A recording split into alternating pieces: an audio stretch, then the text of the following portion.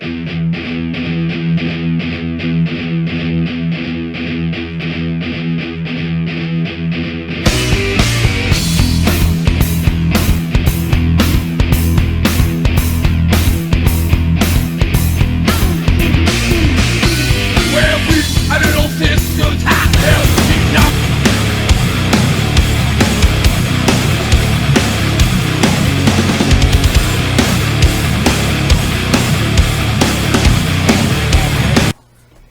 this is Killer Kyle, and this is Wheels of Fury, first episode in 18.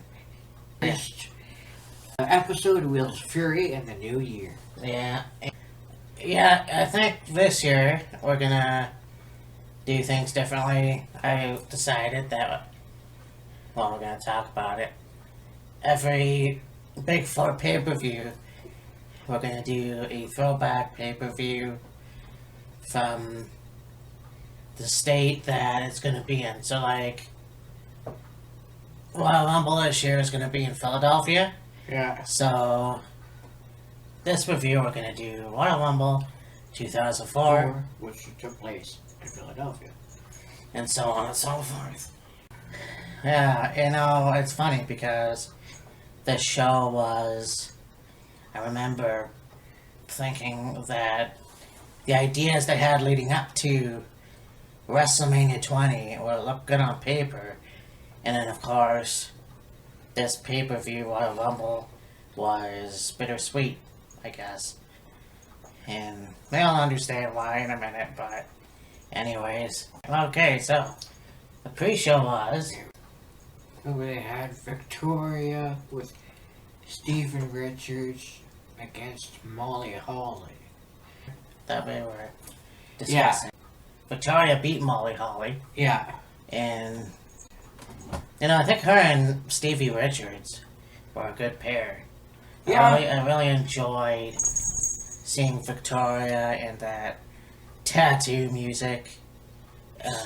And, of course, just the whole idea of their persona. I mean, Stevie Richards being the crazy guy that he is, and then, of course, Victoria, who was also kind of in the same mindset, but this is the same woman that beat Trish Stratus at the Survivor Series in a hardcore match. Yeah.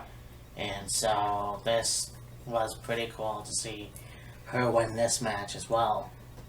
But yeah, I didn't see it myself. Yeah, I don't think I saw it either. But I can say that even with Molly Holly, she was a good wrestler. Yeah. You know, and I think she was women's champion. Yes. You know, she had obviously a good stint with the Hollies, and then Spike Dudley, and then she became heel, which, of course, WrestleMania 20 was the hair versus hair match. Yeah. So then, of course, there was that little while she was with the Hurricane as Mighty Molly. Right, yes. So that was pretty cool. Yeah. It seemed to be when Molly Holly had that hair versus hair match with Victoria. Anyway, seemed to be that's when Molly's career was kind of starting to wind down. Yeah, in the end, I think she faded off the radar. Well, especially Victoria, because she went to TNA not long after. Yeah. As Tara, which I never really... Well, actually, I did know. The first time I saw her in TNA, it took me a bit to really notice, but Molly Holly, of course, I wish would have stayed around a lot longer, but like Trish Stratus and Lita, she fell on with those guys, and she hasn't really... She's been probably the only one that hasn't been back since. Like, she's appeared on Table for Free and stuff.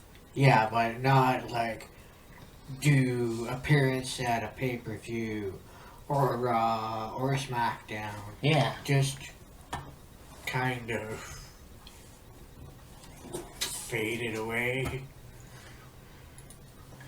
So, there it is. Although, I mean, there's been a few people that have been on Table for Three that haven't seen in a while. I mean, okay, Molly Holly, Candice Michelle, Michelle McCool.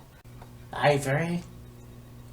What did you say? Ivory? Yeah, Ivory. Eve Torres. Yeah, It's a lot of really cool people. yeah. And I'm surprised that even Eve hasn't really made an appearance. I mean, she's my age. It's not like she's doing stuff with Yeah, she's doing her husband jiu-jitsu, jiu-jitsu. courses for women. Yeah. She has a son, and Yeah, she does birthday parties on the side, yeah, which I think is very cool. yeah. So, that was a good match. This one was. So then we got to the actual Royal Rumble. The tag team match, we have Evolution with Ric Flair and Batista, the tag team champions, the Raw tag team champions, when they took on the Dudleys in a tables match. Now what I found interesting with Evolution is it happened in Armageddon, I believe. You had all the members become champions. You had Triple H as the world champion, Randy Orton as the Intercontinental Champion, and he also had Ric Flair and Batista, who became the Raw Tag Champions. Yeah. Which would be the second time Ric Flair was the Tag Champion. I mean, in 2003, he was Tag Champions with Roddy Piper for SmackDown, so this was pretty cool Yeah. to see him and Batista as champions. And so that also makes him a Triple Crown champion because he became the Intercontinental Champion years later. But Yeah. anyways, And like Evolution and the Four Horsemen are really the only two groups where all of their members became a champion as a four-man group, because you had Ric Flair as the world champion, you had Tully Blanchard as the television champion, then you had Arn and Ole as the tag team champions, and then fast forward, Triple H as the world champion, Rick and Batista as the tag champs, Randy as the Intercontinental champion, and then you fast forward year into the future a little more.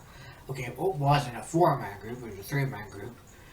The Shield, yes, Seth Rollins and Roman Reigns as champs, and then Dean Ambrose as United States champion. Other than that, there really hasn't been too many other groupings that ended up with members with championships. true. Because they either went really far and maybe one member of the group won a championship and that was it, or they split really early. Right. Yeah, and so, and the thing too is that Triple H, along with Shawn Michaels, is the biggest Ric Flair fan. And so to see Triple H take on the role not only as leader, but the guy who kind of emulated Ric Flair in a way. Kinda. He had the suit and the flashy hair, and the jets and all that kind of stuff. Yeah. So that was pretty cool, and I still wasn't a huge fan of Evolution, but for a heel team, stable anyways, they were an awesome power, They were quite good. yeah, so, and of course, they were that generation's horsemen, Yeah. so, I totally believe that, so this match was also, it was a Dudley Boys style match because it was tables, Yeah. but you had Batista and Flair retain their championships, Yes. which I thought was kind of shocking, considering that it's a Dudley Boys stipulation, Yeah. but it just it goes to show you how good evolution was. Yeah. Imagine me putting over evolution. Yeah. Well, not only that, but I mean, in the long run, and to end up having Batista be the one to put Devon through a table, kind of goes to show you, like, how an influence it would be for an evolution, well, Batista, anyways, to get over on the Dudley Boys and their match, kind of in their, what you, I guess you would call, like, their second home of Philadelphia. Like, it could have had something with Rick putting somebody through a table, but the likelihood of that really isn't that high, especially with Rick being at the age he was at that point. It seemed more realistic, I guess you could say, to have the younger, stronger guy put somebody through a table. Yeah, I gotta say too, like when Ric Flair came back in 2001, I wasn't necessarily happy because he was the old guy, well, what I call the old guy, and it's like, okay, so now we're going backwards instead of forwards. But in this case, yeah, it was the right move for Batista to finish off Devon. And I mean, not that it was going to happen, it could have happened.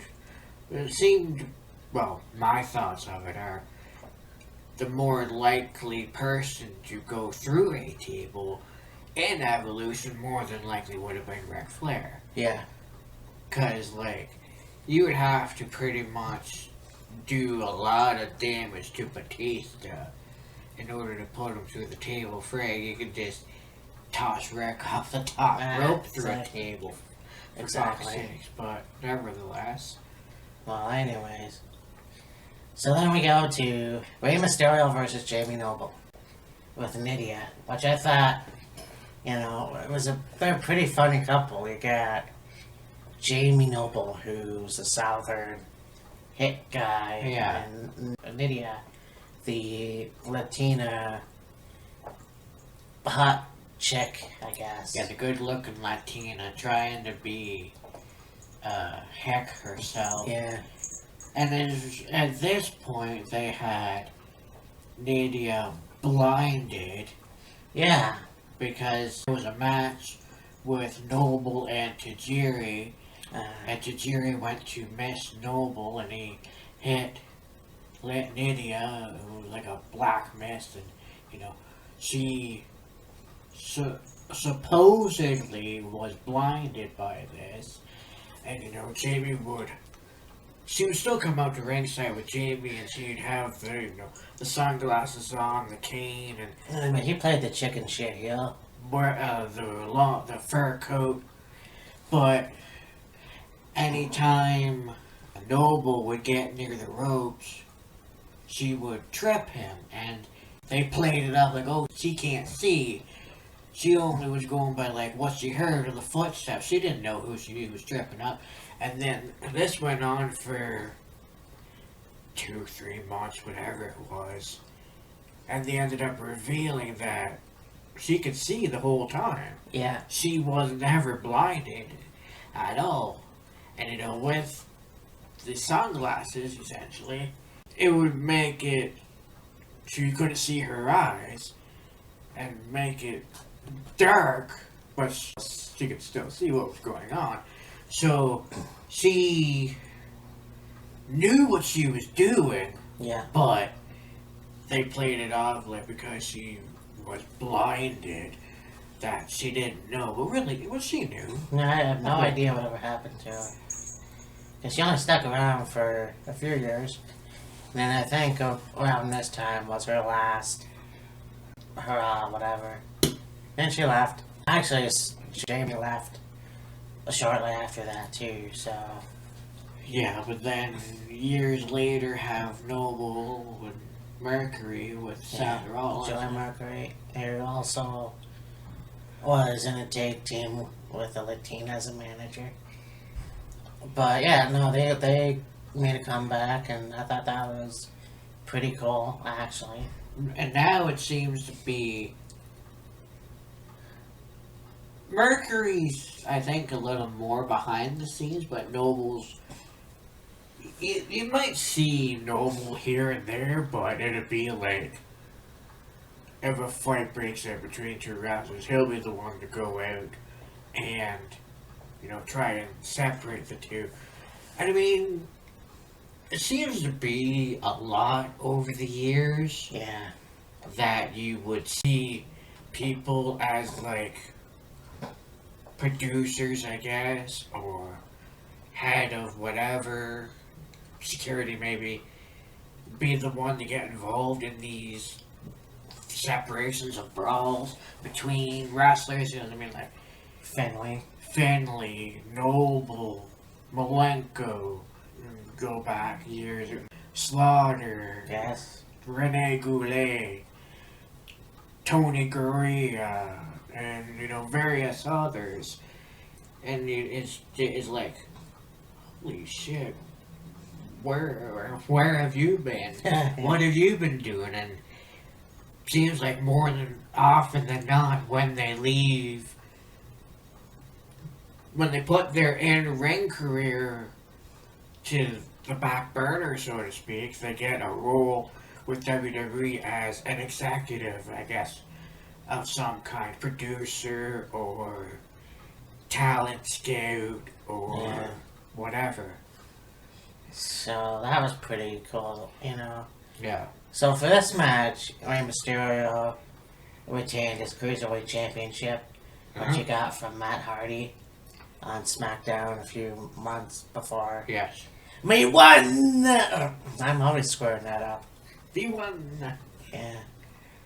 Which, going back to WrestleMania 19, I wish he would have won it then, but Yeah. whatever. Yeah. So, we go on to the grudge match, Eddie Guerrero and Chavo Guerrero, in what I consider to be pretty cool. Not having watched WCW, I do know that a lot of wrestlers from WCW. Before that, I saw a hair versus hair match Right. in WCW with Eddie and Chavo. Chavo. Yeah. And that was pretty cool.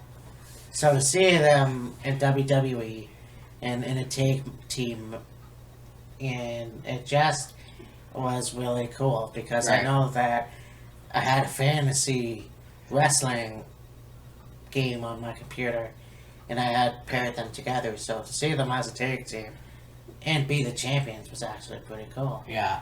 So they broke up and, Chavo became the heel. Yeah. So this is where Chavo Sr. came into play, Yes. Eddie's brother, and One of Eddie's older brothers. one of Eddie's, yes. So this was cool to see this match. It's a lot of cool moments. It was high flying. Just kind of one of those. It's sad to see the matches like that because Eddie was that good. Yeah. And he would eventually go on to do better things. And, there's not going to be another one like him. No. Unfortunately. But, yeah. I mean, you can emulate him all you want, but the guy was just next level as far as in-ring competition. Mat wrestling, high flying, very good on the microphone. Could easily get over with the fans. Yeah. When he did become a heel himself, he was quite good at that too. And just an all-around, one-of-a-kind guy. I'm your papi! So this match was cool. Eddie won this one. I'm trying to think back how. Yeah, just with the frog splash. Yeah. So, I mean, this was cool. And then, yeah, like I said, Eddie would go on to No Way Out and become the WWE champion, beating Brock Lesnar. Yeah. Speaking of which, We go to Lesnar against the Hardcore one, Holly. it's the WWE title, of course, months before Hardcore got his neck broken by Lesnar. And a botched powerbomb attempt. Yeah, and Much like his botched Billy Kidman attempt at 19. oh god, yeah. You know, and I don't know if I heard that Hardcore Holly injured somebody else. Unless I'm mistaken. I think this was, you know, pretty neat to see these two go at it. You had the incident where Hardcore Holly injured his back and it got sliced open. Yeah, that was 06, 07, Yeah, when they reintroduced ECW, and it was ECW rules match or something, and he went through a table, and the table wasn't too friendly to him. no. You know, it's just like, he wasn't the biggest guy, No. but he was one bad motherfucker. Oh yeah. So he knew how to take it. Like, he was 235, 240 pounds, I think.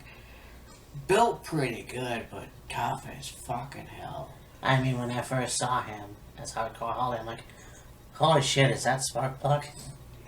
Yeah, when you see him as, Sparky Plug, or Bob Holly, and the race car driver gimmick, I guess you could say, Yeah. with the long dark hair and the singlet, and he's doing all this other shit, and then went away for a few years, cut his hair, dyed it blonde, wore trunks, and, well, it wasn't at that point, like, when he first initially wasn't doing the Sparky Plug gimmick. Yeah. I think they were just calling him Bob Holly or something like that at that point. And then he had a match with somebody, I can't remember who it was. And it might have been like Al Snow or something. Yeah. And it was so over in that match that they monikered him as Hardcore Holly, and it took off Oh, there. And then, of course, you bring in Crash. and then Molly Holly, of course. Yes. So, this match here was pretty good. Yeah. Of course, this isn't the first time you see Brock Lesnar this night. True. So, yeah, I mean, Brock Lesnar is still in WWE, and like it or not, he's not always in the WWE. You know, which kind of sucks because he's the champion, but apparently less is more. So, Yeah. you know, whatever. But yeah, this was a good match. Then we go on to what I personally back then thought was the shits, but looking back on it last week when we watched it again, not that bad. It was a decent match, but for it being what it was sort of a letdown. Yeah. Because here's how it went down.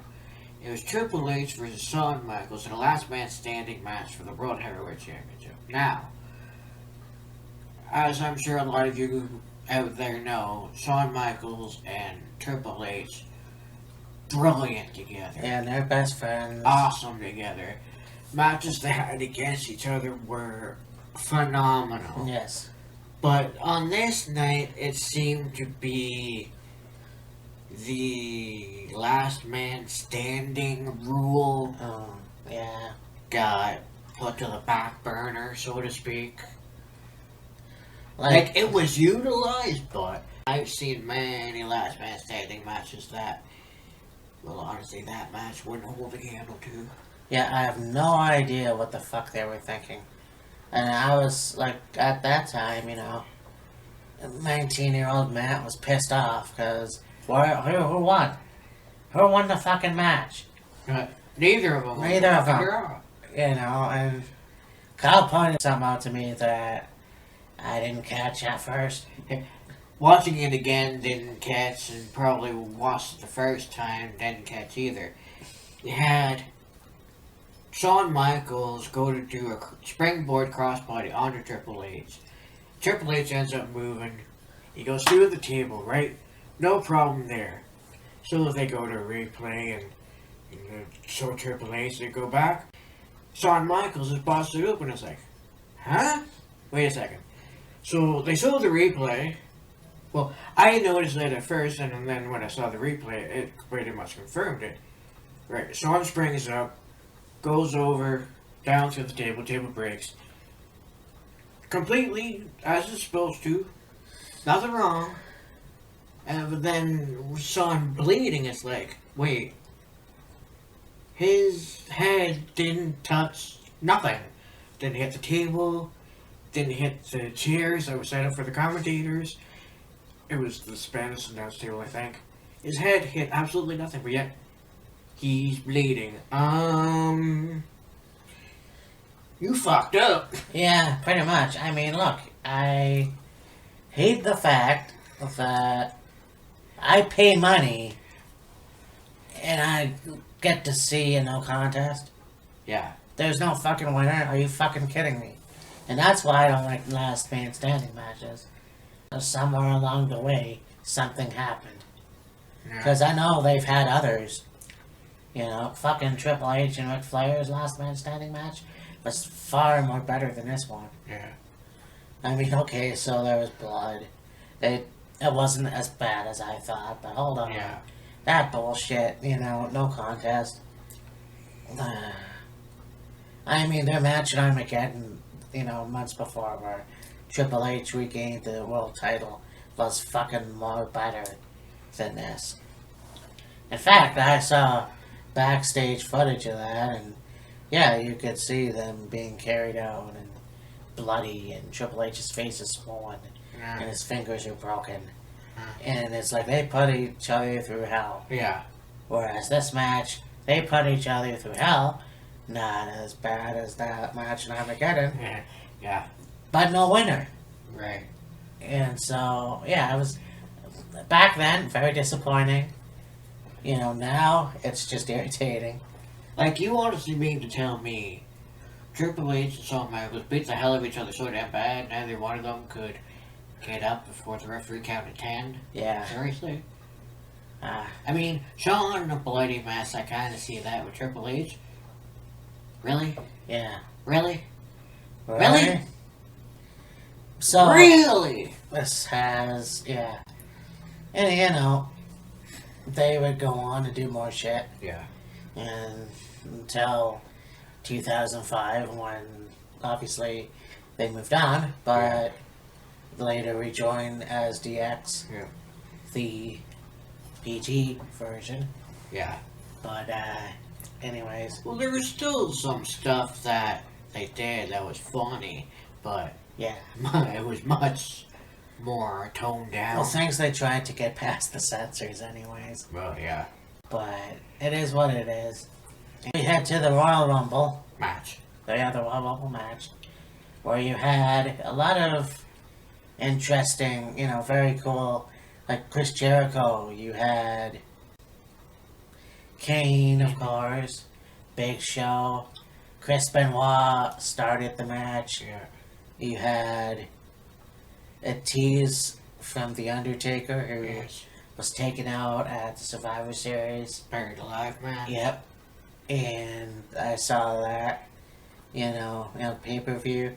This was pretty well, there wasn't exactly any, guest wrestlers, from the past. So, well, probably you could say the biggest surprise, so to speak, of that match was Foley.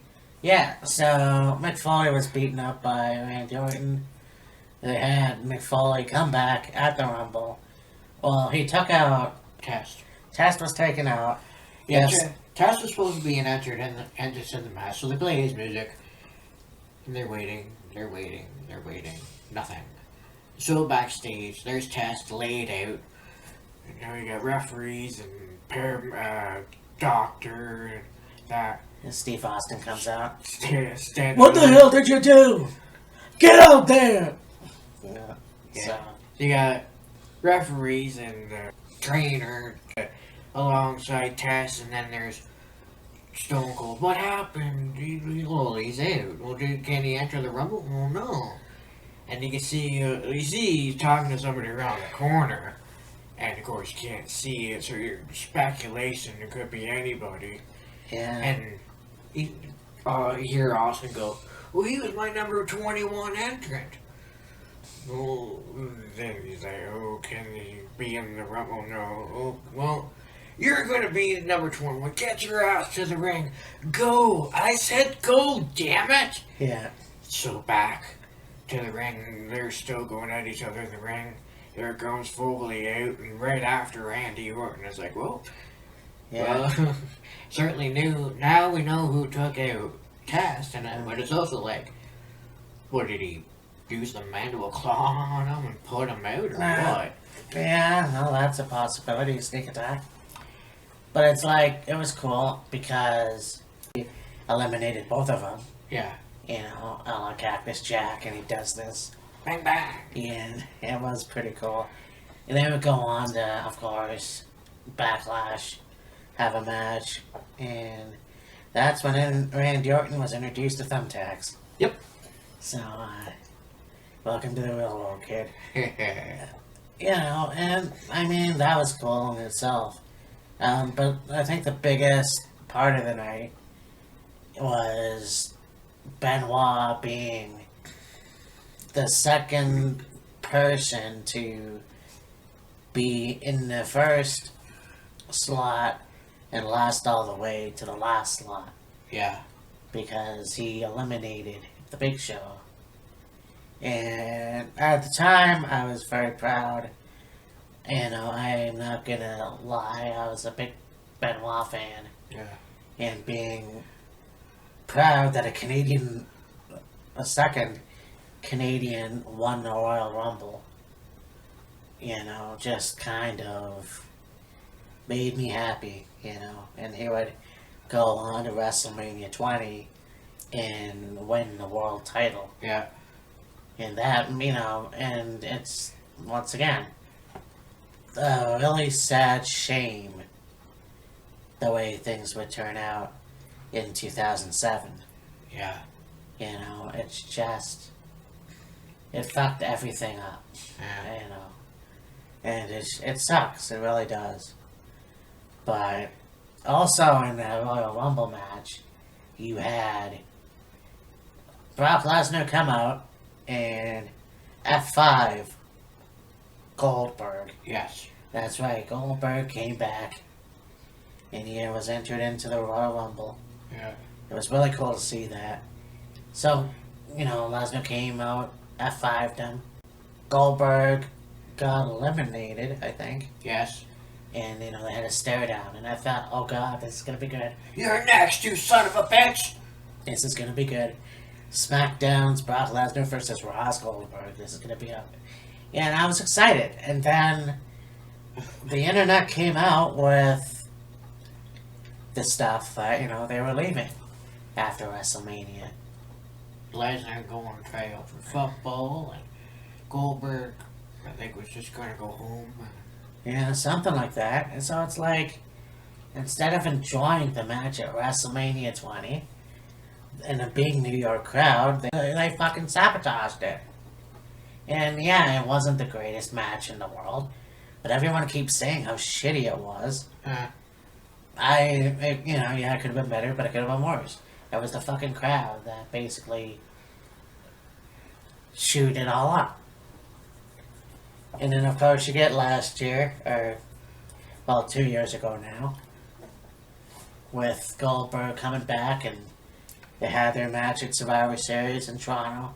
They had their match last year in Orlando at WrestleMania, and so that was good. That was awesome to see that. I think Goldberg's run was fairly good. And he did have the world title, beating Triple H and all that shit. Yeah. It's just one of those things where, at the time, he was a WCW wrestler, and the WWE wanted to take the WCW wrestlers like Scott Steiner and Goldberg and all that, and just kind of make them a joke in a certain way. Yeah. But it is what it is, This was a good Royal Rumble, and like I said, WrestleMania 20 was good, despite all that. I think it wasn't the greatest, at the time I thought, and it's too bad because it was there. It was there. You had everything that could have been used, and I don't know. It was not terrible, like I said, but it just wasn't the greatest. Yeah. Seemed to be that match at 20 with Goldberg and Lesnar was a lot of who is the stronger of the two, who could outmuscle the other one, but it ended up pretty much being a standoff between the two of them, and then that went on for a little while, and then by the time something shit actually went down, it was basically spear, jackhammer, match done. Yeah, but then again, Stone Cold, as the referee, stunning both of them after a match. Well, after a cold beer. Yeah. So, I mean, that was cool. Yeah. Then, of course, you got Benoit winning the world title. You got Mick Foley and The Rock reuniting as Rock and Sock Connection. Yeah. And they lost against Evolution, Yeah. but it was still cool to see. Yeah. But, this was a good pay-per-view. It wasn't like one of the best Rumbles I've seen, but it was really cool. At the time, I was very happy to see Goldberg and Brock Lesnar have a stare down. I was very happy to see Benoit as the winner. Yeah. It's just, as the years went by and things happened, it was just a little disappointing, but, So, anything else you want to say? One thing I noticed down here at the bottom, you got Wikipedia is good for a lot of stuff, but you got the list of matches. Well, okay, couple things. Got the list of matches and who won, what the stipulation of the match was, but then on the other side of that, you've got how long the match was. So the match with Victoria and Molly was just under 5 minutes, 4 minutes and 54 seconds. The tag tables match was 4 minutes and 23 seconds. The cruiserweight was 3:12. The Eddie and Chavo was a little over 8 minutes.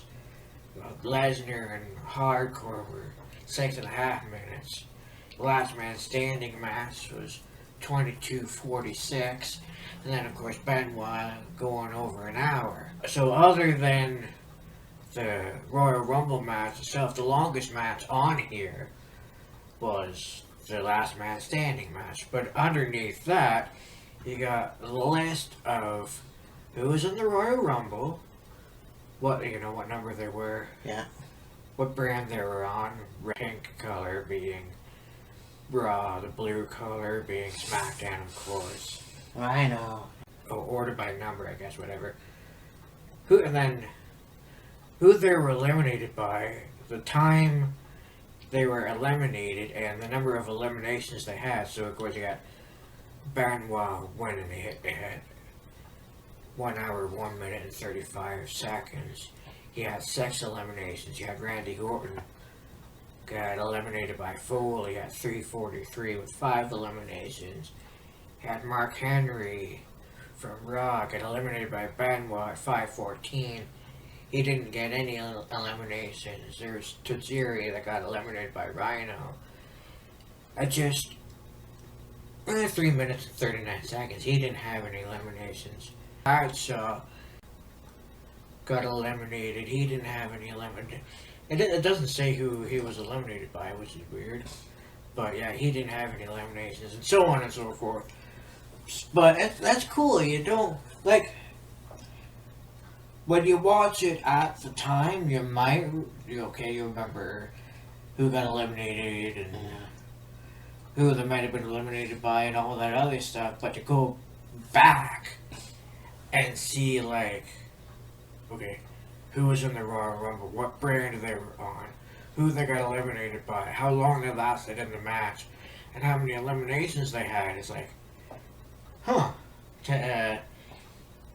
they've upped, the internet has upped its facts. Yeah, of course. Wikipedia, anyways. True. But, you know, just looking at this now, and you have, like, future TNA stars. Like, obviously, Rhino was in there, but, like, Matt Morgan, the Blueprint. Steiner, Scott Morgan, Steiner, Booker T. Yeah. You know, just pretty cool just to see them back then. Yeah. You know, but this was a good Royal Rumble. Yeah. You know, and so for Wheels of Fury this year, I'm thinking about, like I said, we're gonna go at the Big Four, and we're gonna do like a flashback episode. We're gonna talk about, like we just did. Yeah, find out what city one of the Big Four is going to be in this year, and then go back and look at an old one from the same city. So, like Matt said, Royal Rumble this year is going to be in Philadelphia. We went back to 2004 and watched the Rumble from Philadelphia. Yeah. WrestleMania this year is going to be in Orlando. Well, the earliest one is 30, so I mean... Yeah. We have to talk about 30. Anyways. Yeah. And then Survivor Series, wherever that's going to be, and then... SummerSlam. So, it's going to be a good year. I mean, we're still going to do we're still going to do our regular stuff. We're still going to do... we're going to do wrestling reviews, and like for, you know, Raw, SmackDown, Impact, whatever. I'd like to try to talk more about MMA. Yeah. I mean, it's a different animal than professional wrestling. Whole different beast. So it's like, I'll try to get there. And I know that when we did our New Year's Eve episode, we didn't end up talking about the St. Pierre versus Bisbig fight. Yeah, we completely forgot about that, basically. So, it's kind of like, not that we didn't want to add it in, we just forgot about it. We had so much on the go, and just going and going and going, just didn't really even think about mentioning that event, that fight, what have you. But, I'm sure we'll try to do an MMA talk eventually sometime. But this has been a good first look back episode where we talked about the Royal Rumble 2004. I was just in my first year out of high school and doing shit jobs. I hope you never have to do trial runs. But like co-op? No, job coach. Oh no, I didn't have to do that. No. Lucky bastard. Anyways, so this has been another episode of Wheels of Fury. I hope you had a good New Year's. 2018 shall be pretty cool, and I can't wait to see what lies ahead. Hopefully it's not better than last year, but hopefully maybe step it up a little bit more. Yeah. But anyways, so for me, Matt, this is Killer Kyle, Wheels of Fury. and we'll talk to you later.